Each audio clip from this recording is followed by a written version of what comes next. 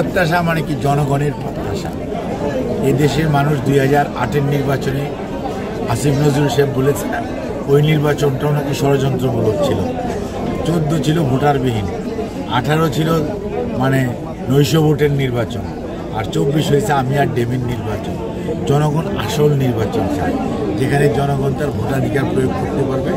আমরা আশা করব প্রধান নির্বাচন কমিশনার এবং কমিশনের যারা সদস্য রয়েছেন তারা তাদের দায়িত্ব আজকে আগামীকালকে ওত নেওয়ার কথা, শপথ নেওয়ার কথা, নেওয়ার পরবর্তীতে নির্বাচনী পরিবেশ সৃষ্টির জন্য যা যা করা দরকার সেটুকু করে যত দ্রুত জনগণের অধিকার আদায়ের সুযোগ দিবে, জনগণের মালিকানা জনগণ যাতে ফেরত পায় সেই পরিবেশ সৃষ্টি করবে।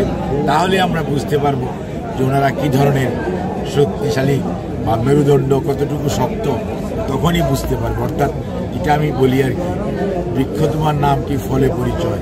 নির্বাচন কমিশন কি করবে আগামী দিনই বলে দিবে, তাদের কার্যক্রমের উপর জনগণ সিদ্ধান্ত নেবে।